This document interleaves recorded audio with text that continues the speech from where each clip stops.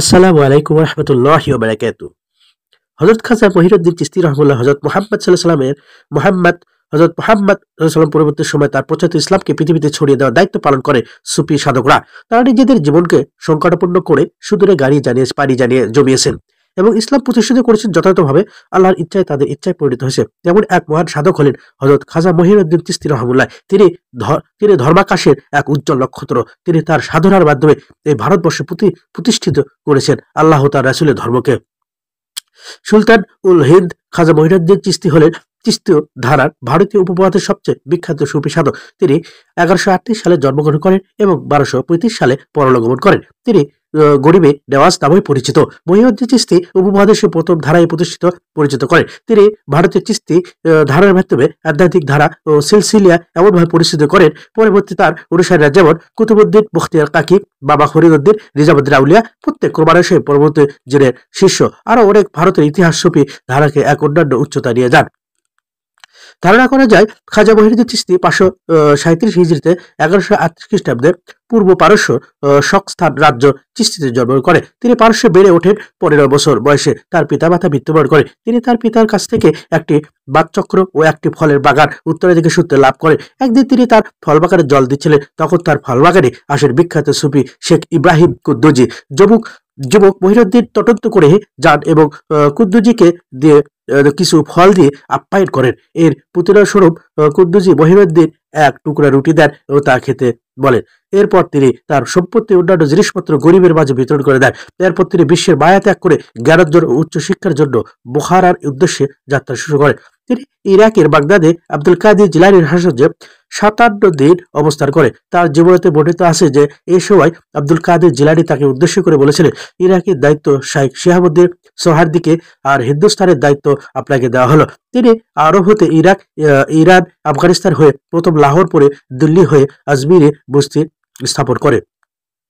সুফি দীক্ষা খাজা মহিউদ্দিন চিশতি বোখারা থেকে নিশাপুরে আসেন। সেখানে চিশতিয়া তরিকায় অপর প্রসিদ্ধ সুফি সাধক খাজা ওসমান হারুনির নিকট মুরিদহর শিষ্যত্ব গ্রহণ করে তার সেবায় 20 বছর একগ্রভাবে নিয়োজিত ছিলেন। পরে ওসমান হারুনি তার খিলাফত বা সুফি প্রতিনিধি প্রদান করেন। খাজা মহিউদ্দিন চিশতি ছিলেন ভারতীয় উপমহাদেশে ইসলাম প্রচারে কিংবদন্তি একজন ঐতিহাসিক সুফি ব্যক্তিত্ব। তিনি স্বীয় পীর ওসমান হারুনির নির্দেশে ভারতে আগমন করেন এবং মানুষকে ইসলামের দাওয়াত দেন এবং তার মাধ্যমে বহু লোক ইসলাম গ্রহণ করে। তার বিখ্যাত একটি গ্রন্থ হলো আনিসুল আরওয়াহ। চিশতি তরিকা হযরত খাজা মহিউদ্দিন চিশতি রাহিমাহুল্লাহ এর প্রতিষ্ঠিত তরিকাকে বলা হয় চিশতিয়া তরিকা।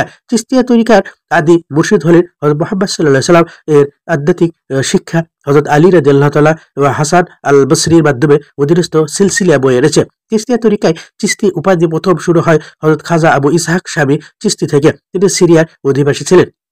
খাজা মহিউদ্দিন চিশতি বহু দেশ ভ্রমণ করেন। তৎকালীন বিভিন্ন জ্ঞানী গুণী পণ্ডিত দার্শনিক সহ অসংখ্য সুফি সাধকের সাথে সাক্ষাৎ করেন বলে যারা গ্রন্থে পাওয়া যায়। তিনি তার মুর্শিদের আদেশে আফগানিস্তান চিশতি নামক স্থানে বসতি স্থাপন করেন। এখান থেকে তিনি তাসাউফ সিলসিলা প্রচার শুরু করেন। চিশতিয়া উপাধি এখান থেকে শুরু হয়। খাজা বাবা এই তরিকায় সূত্রবদ্ধ হয়ে তরিকার দায়িত্ব পালনের ভান্ডার, তাই তিনি এই তরিকার ইমাম ও কুতুব। তিনি 1185 খ্রিস্টাব্দে 581 হিজরি সালে ভারতবর্ষে আগমন করেন। ইসলামে তৌহিদ, সাম্য, ভ্রাতৃত্ব প্রচার করেন। চিশতিয়া তরিকায় ইমাম ও কুতুব হযরত খাজা মহিউদ্দিন চিশতি রাহিমাহুল্লাহ 1142 খ্রিস্টাব্দে এবং 536 হিজরিতে সালে ইরান ও আফগানিস্তান সীমান্তবর্তী জেলায় সানজারে জন্মগ্রহণ করেন। তার পিতার নাম সৈয়দ গিয়াসউদ্দিন সানজারি রহমুল্লাহ, এর মাতার নাম সৈয়দা উম্মে ওয়ারা বিবি রহমুল্লাহ। তিনি পিতৃকুল ও মাতাকুল উভয় দিকেই ইমাম হাসান ও ইমাম হোসাইনের বংশধর।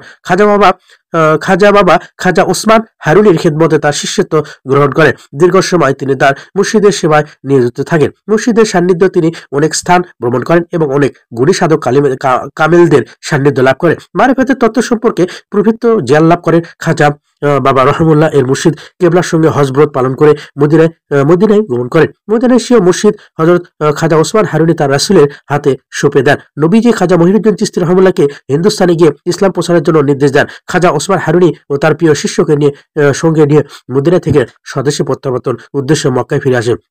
মক্কায় তরিকাপন্থীদের ইমাম ও হাকিকাত বিশারদ আউলিয়া কুল করা হয়। পরে ওহাবি আন্দোলন তার মাজার সহ সকল মাজার নিশ্চিহ্ন করে দেওয়া হয়েছে। মুর্শিদের ওফাতের পর খাজা বাবা দারুণ ব্যতীত হৃদয় নিয়ে হিন্দুস্তানের পথে রওনা হন। খাজা বাবা হিন্দুস্তান আসার পথে লাহোরে হুজুর বেরি রহমুল্লাহ দাতা গঞ্জে বক্স মাজার ধ্যান ও এতেকাপ ও এতেকাফ ইবাদত করে কিছুকাল অবস্থান করেন। খাজা বাবা রহমুল্লাহ হুজুর বেরি রহমুল্লাহ দরজায় দরজায় ২৭০ ফার্সি কবিতা লিখেছিলেন, যা আজও শ্রদ্ধার সঙ্গে সকলে পড়ে থাকেন। কবিতাটি হলো, গঞ্জে বক্স জগতের প্রেরণা খোদার নূরে, তিনি অসামর্থ্যদের পীরে কামেল আর কামেলদের পথ প্রদর্শক। লাহোর ত্যাগ করে তিনি দিল্লি, পরে রাজপুত শক্তির কেন্দ্রবিন্দু আজমির আস্তানা করেন। খাজা বাবার অপার মহিমায়, মানব প্রেম ও চারিত্রিক মাধুর্যে মোহিত হয়ে হিন্দু প্রভাবশালী প্রবাল বিপত্তির মধ্যে দলে দলে লোক ইসলাম গ্রহণ করে এবং তার শিষ্যত্ব গ্রহণ করে। এতে হিন্দু রাজা ক্ষিপ্ত হয়ে খাজা বাবাকে আজমির ত্যাগের নির্দেশ দেয়। খাজা বাবা ওই সময় বলেছিলেন, আমি পৃথিবীর রাজকে জীবিত বন্দী করে শিয়াবদের ঘরের হাতে তুলে দিলাম। তার এই ভবিষ্যৎবাণী অক্ষরে অক্ষরে বাস্তবায়িত হয়েছিল।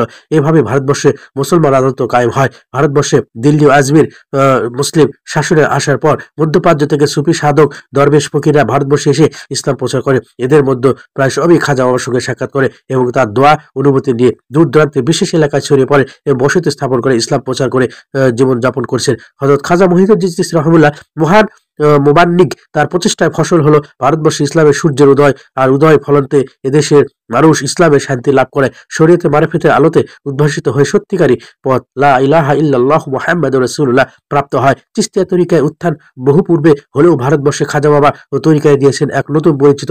তিনি তরিকার সাধনায় মানুষকে দিয়েছেন প্রকৃত মুসলমান হওয়া শিক্ষা।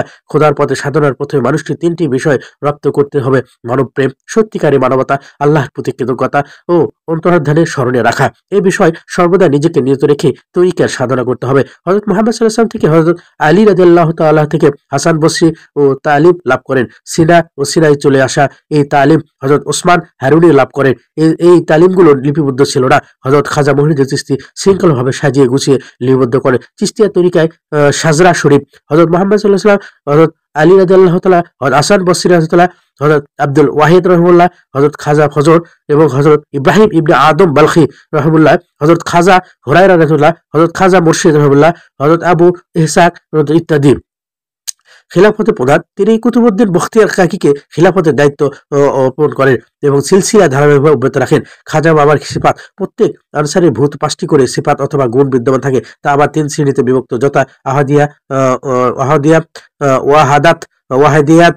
নিজেকে জানার জন্য দেহতত্ত্বের তালিম থেকে পরিচালিত লাভ করা যায়। এই তালিমের চূড়ান্ত পর্যায়ে উন্নত না হওয়া পর্যন্ত কেউ চিশতিয়া তরিকায় ও সিদ্ধি লাভ করতে পারে না, অর্থাৎ সুফি দরবেশ হতে পারে না। হযরত খাজা মহিউদ্দিন চিশতি কাদেরিয়া তরিকায় কলেমার তালিম নিয়েছেন বলে কেউ কেউ চিশতিয়া তরিকার সঙ্গে সঙ্গে কাদেরিয়া তরিকার তালিম রপ্ত থাকেন এবং নকতাবিহীন তার বর্ণ বিশিষ্ট কালেমা তাকওয়া তাৎপর্য হাকিকতে পরিচিত লাভই কাদেরিয়া তরিকায় সার্থক। তাই তিনি বলেন, কোনো মুসলমান ভাইকে হে জ্ঞানে উৎপাদন করে সে ক্ষতি হয়, অন্য কোনো পাপকে মানুষের সেই পরিমাণ ক্ষতি হয় না। তো আপনাদের কাছ থেকে বিদায় নিচ্ছি। খাজা মহিউদ্দিন চিশতি রহমাতুল্লাহ এর জীবনে আজকে আপনাদেরকে শোনালাম। তো যদি ভালো লাগে অবশ্যই আমার ভিডিওকে কমেন্ট করে পাশে থাকবেন ইনশাআল্লাহ।